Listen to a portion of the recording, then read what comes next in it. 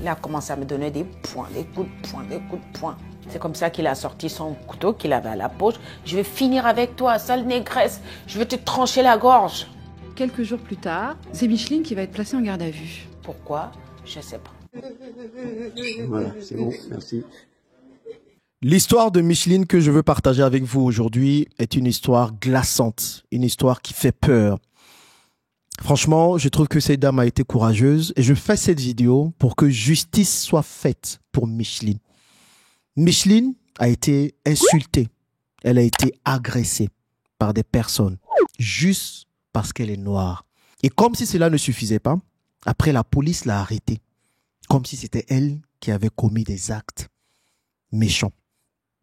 C'est une histoire qui fait peur parce que c'est quelque chose qui peut nous arriver à chacun de nous, à chacun de vous, surtout vous qui êtes dans la diaspora. J'ai fait une série de vidéos récemment dans lesquelles je disais que vos vies sont en danger. Et certains pensent ou pensaient que non, Jean-Yves rigolait, il s'amusait, il dramatisait les choses. Mais dites-moi comment vous qualifiez ça. Parce que vous êtes noir, vous faites votre travail et on vous insulte, on vous poignarde juste parce que vous êtes noir. Si ça, c'est pas un danger, c'est quoi? Comment vous l'appelez? C'est-à-dire que ça peut arriver à chacun de vous. Parce que ce n'est plus parce que vous faites des choses méchantes qu'on va vous agresser ou qu'on va vouloir vous faire du mal. Mais juste parce que vous êtes noir. On va écouter toute l'histoire. Vous allez comprendre. Et je vous invite à écouter toute cette histoire avec attention et à prendre des notes pour que vous puissiez savoir quoi faire dans l'avenir. Je sais, tous les jours, nous parlons de ce même genre d'acte. Ce n'est pas le premier acte de la sorte que nous voyons. Mais tant que nous ne posons pas des actions concrètes, tant que nous ne voulons pas changer les choses, ça va être compliqué, les amis. Donc, écoutons l'histoire de Micheline et puis vous allez voir. Il y a une chose qui a été dite, une chose qui a attiré toute mon attention et qui, je pense, résume très bien ce que plusieurs des Européens pensent des Noirs. Après l'histoire de Micheline, je vais vous dire cette chose-là et je veux que vous puissiez vous concentrer dessus. Parce qu'il y a certains qui ne comprennent pas encore comment les choses marchent. Écoutons la vidéo ensemble. Elle est partie. Elle est montée à l'immeuble. Voilà, nous, on faisait la salle. Elle est remontée. Elle redescend un moment plus tard avec 2 hommes et un bébé. Et l'un des 2 hommes dit à Micheline « Mais vous êtes encore là, vous n'avez pas le droit d'être garée là. » Et elle lui dit qu'elle va partir à 14h, qu'elle prendra la voiture quand elle finira le travail. Et voilà son compagnon qui prend la parole, qui dit si vous n'êtes pas contente, retournez dans votre pays. Et ma collègue, elle était là. Hein. Ma collègue, elle dit ah, monsieur, on ne parle pas comme ça aux gens. C'est interdit par la loi. Et c'est comme ça que je suis sortie dehors. Je lui ai dit mais pourquoi vous me parlez comme ça? Vous me dites que allez-y dans votre pays. Il est où mon pays? Je lui ai dit, ça fait 40 ans que je suis en France. La France, c'est mon pays. Voilà. Il dit non, ça se voit très bien que vous n'êtes pas d'ici. Je dis ah bon? Et donc, il s'est baissé. Il était en train d'attacher son bébé. Et quand il a fini d'attacher son bébé, et c'est comme ça qu'il a poussé la portière. L'erreur que j'ai faite parce que je me suis adossée contre sa voiture. Il a poussé la portière. Et sa copine, elle a dit, tu la touches pas, tu vas avoir des problèmes, la touche pas, tu vas lui donner raison. Il a poussé la portière, il me donne des coups de balayage, il m'a foutu par terre, il a commencé à me donner des poings, des coups de poing, des coups de poing. J'avais mon téléphone à la main, et ça, il a avoué à la police. Il a avoué qu'il m'a arraché le téléphone parce qu'il avait peur que je le filme. J'ai eu la force de me relever, j'étais avec ma collègue. C'est comme ça qu'il est revenu en charge, il m'a encore foutu par terre, tout pareil, toujours les coups de balayage. Et je me suis débattue, vous voyez mes cheveux, vous voyez comment il m'a arraché les cheveux. J'avais des nattes que vous avez vues dans la photo, il m'a tiré par les cheveux.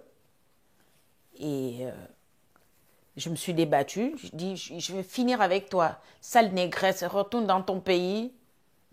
Je me suis débattue, c'est la force d'un homme sur une femme de 57 ans, je fais quoi?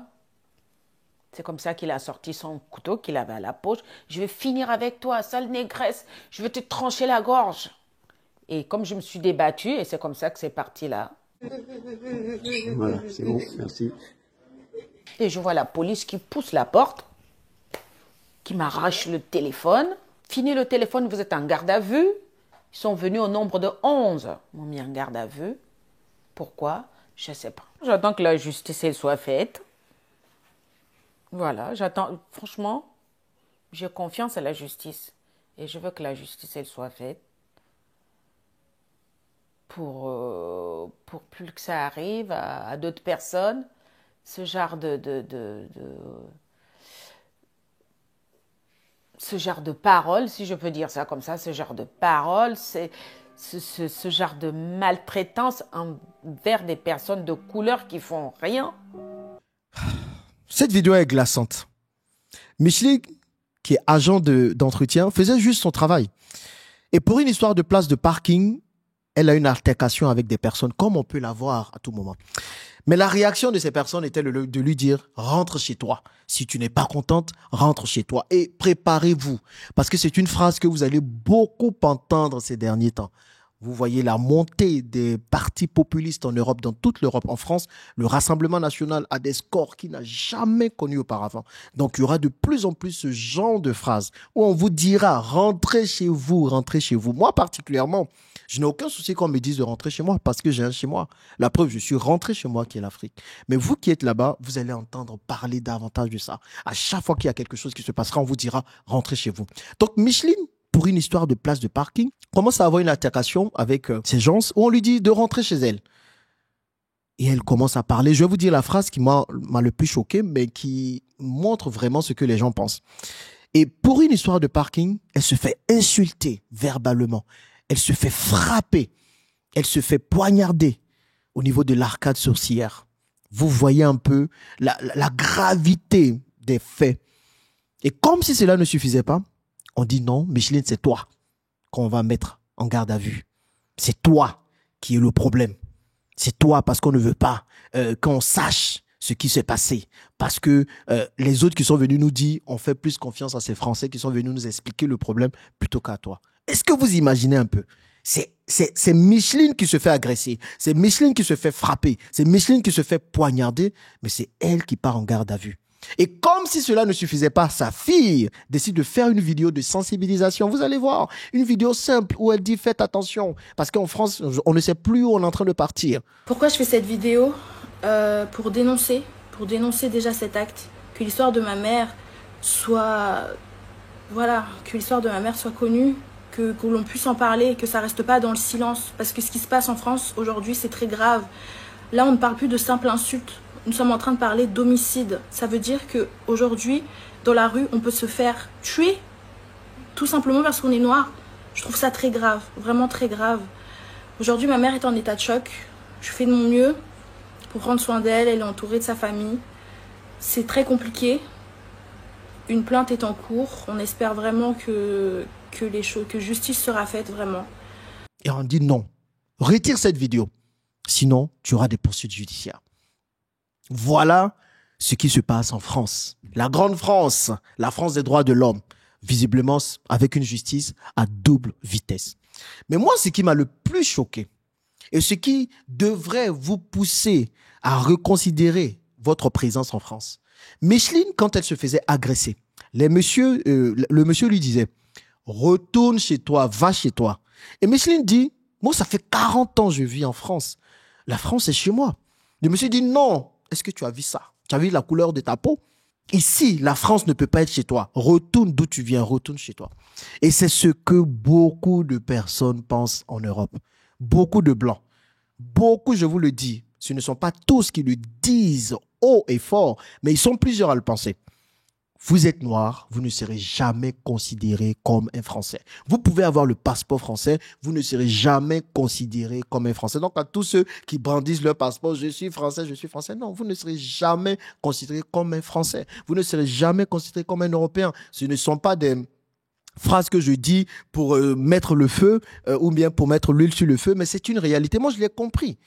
J'ai compris ça. Donc, je ne revendiquais à aucun moment d'être français. Même si je restais en France pendant 20 ans, 30 ans, je suis africain, c'est chez moi l'Afrique. Vous comprenez? Et quand on commence à se mettre ça en tête, je vous assure qu'on passe rapidement sur ce genre d'action-là. Donc, ce qui est arrivé à Micheline est grave, très grave. Mais ça peut vous arriver à vous également. Et vous connaissez ma solution. Parce qu'une chose est de dénoncer pour que justice soit faite, mais une autre chose est d'apporter des solutions. Et avant d'aller aux solutions, cette histoire a été cachée. Cette histoire, on n'a pas voulu qu'elle soit connue puisqu'elle est arrivée en juillet et c'était les Jeux Olympiques en juillet. Et vous avez vu, c'est un autre média français qui a décidé d'en parler. Bravo à eux et merci à eux d'avoir fait connaître cette histoire. Mais une des solutions déjà est de pouvoir porter notre voix plus haut. Je n'ai pas arrêté de le dire ici plusieurs fois qu'il nous faut en tant que diaspora avoir des médias forts, avoir un média fort. Aujourd'hui, quel est le média fort dans la diaspora qui peut porter la voix de tous les étrangers qui se trouvent dans la diaspora? Il n'y en a quasiment pas. Micheline serait tout simplement partie voir ce média et son histoire allait être connue davantage. C'est pour ça que je compte sur vous pour partager massivement cette vidéo, pour que l'histoire de Micheline soit connue et que justice soit faite pour Micheline. Mais il nous faut avoir des médias où nous allons pouvoir parler de ce qui nous arrive réellement dans la diaspora. Parce que si nous comptons sur les mêmes médias français, les mêmes personnes qui nous insultent, les mêmes personnes qui nous accablent, les mêmes personnes qui nous poignardent, pour venir ensuite parler de ça, je peux vous dire que de plus en plus, on va de moins en moins en parler. Donc la première solution déjà, c'est d'avoir des médias qui portent haut la voix des Africains en Europe. La deuxième solution, qui pour moi est certainement drastique, et vous êtes plusieurs à ne pas être d'accord avec moi, mais c'est qu'à un moment donné, quand on vous montre qu'on ne veut pas de vous quelque part, rentrez. Vous mettez vos vies en danger. Vous mettez vos vies en danger. Qu'est-ce qui montre que ce genre d'acte ne va pas arriver encore demain à Micheline? Je ne le souhaite pas. Vos vies sont en danger. Bon sang, pourquoi mettre vos vies autant en danger? Certains vont me dire, mais Micheline, elle est mariée à un Français, elle a une famille et tout. Oui, je suis d'accord. Qu'elle prenne son français, qu'elle rentre en Afrique. Donc, rentrez. Franchement, je ne peux pas vous donner d'autres solutions. Moi, c'est la meilleure solution que j'ai trouvée. C'est moi-même ce que j'ai fait. Ici, au moins, je suis chez moi. Peut-être que si on m'a agressé, c'est pour autre chose. Mais jamais je ne serai agressé parce que je suis noir. Vous comprenez? Au moins, ça, c'est des risques que je mets de côté. Maintenant, certainement, vous voyez d'autres solutions. Dites-le moi dans les commentaires. Quelles sont les solutions que vous voyez? Parce que on va dire que ma solution est trop drastique. Elle est trop radicale. Quelles sont les solutions que vous voyez? Dites-le moi dans les commentaires. Mais comprenez une chose. Vos vies sont de plus en plus en danger. Et ça, ce n'est que le début. Certains vont me dire que c'est un cas isolé, mais ce n'est pas un cas isolé. C'est le cas dont nous avons eu vent, dont nous avons eu connaissance. Mais il y en a plusieurs qui sont agressés verbalement, physiquement, qui sont insultés, qui sont poignardés, qui sont tués même. Parce que tout simplement, ces personnes sont noires. Tout simplement parce qu'elles sont noires.